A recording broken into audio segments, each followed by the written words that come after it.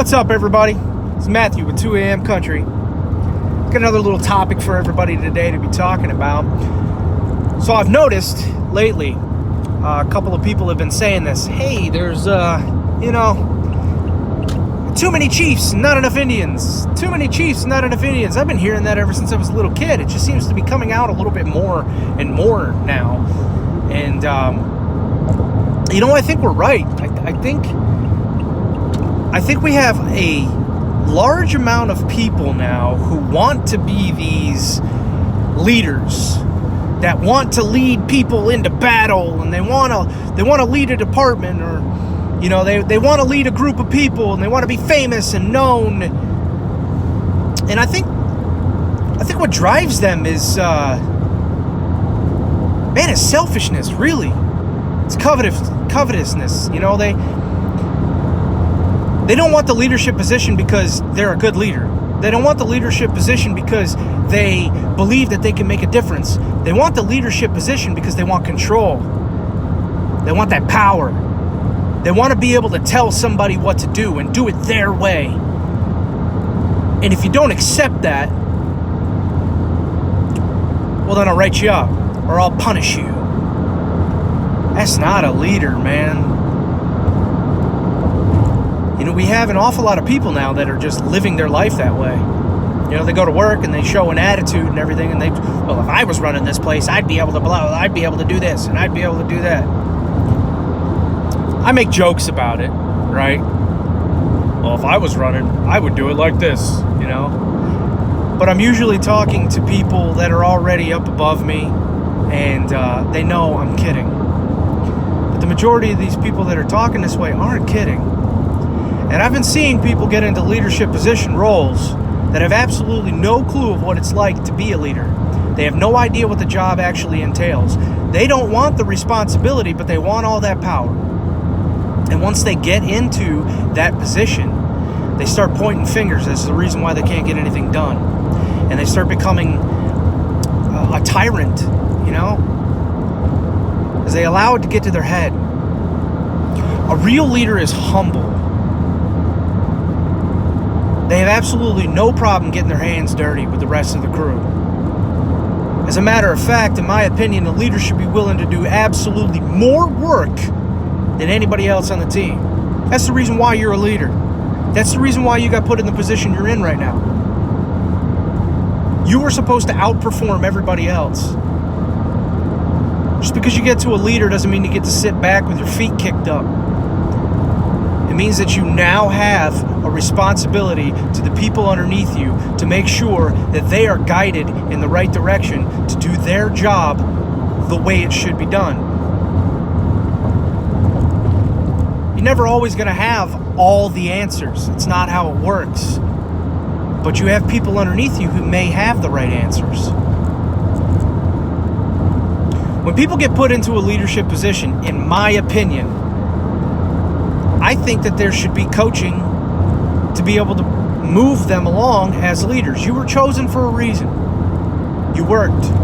You knew what you were doing. You understood everything inside and out. Doesn't matter where you're at. Doesn't matter whether you're in the military, whether you're in a factory, or whether you're in manufacturing, or whether you're in IT. It doesn't matter. What matters is that you got chosen for a leadership position for a specific reason, because you had something that other people do not. So you don't allow that to go to your head. You do everything that you can to keep a positive attitude. When somebody comes up to you with a problem, you listen. You understand what that person is saying. You don't just blow it off and act like it doesn't matter, or lie to them and say, well, yeah, I'll look into it. No. You fix that problem. Most of the time, your people just want you to listen to them. That's all they want. They don't want somebody pushing buttons and telling them, hey, you go do this. They won't follow you. You will not be the leader that is needed. A good leader is extremely humble and is a servant to the people that are underneath them. Somebody can't do something right then and there, go and do it. Somebody has no idea what's going on because they're new, or maybe they're struggling with something, you go and you help them and you encourage them to get better. You encourage them. You don't disparage them. You don't shame them. You encourage them. You speak to them. Care about the people. That's what needs to be done. I'm getting a little tired of seeing these people get promoted to positions that they're in. Some of these other people have a really hard time coping with their new positions because they don't know what true leadership is. And it is a failure of the people above them who put them in that position. It's their failure when they don't guide the person they put into leadership positions to become a better leader. Send them to classes. Have some classes within where you're at. Sit them down and coach the leaders. Let them know how the processes go, how to speak to people, what your demeanor should be when you walk into a room, when you have a little get-together. When somebody starts loving you as the person that you are, they will have a tendency to follow you more. There's going to be some disagreements, obviously. You know, there always is disagreements, but that's healthy. That's good. But you as a leader should be willing to listen to the person below you. And the sergeants, the managers, we'll just stick with those. Those people, you really need to encourage the people who are under you to get better at what they're doing.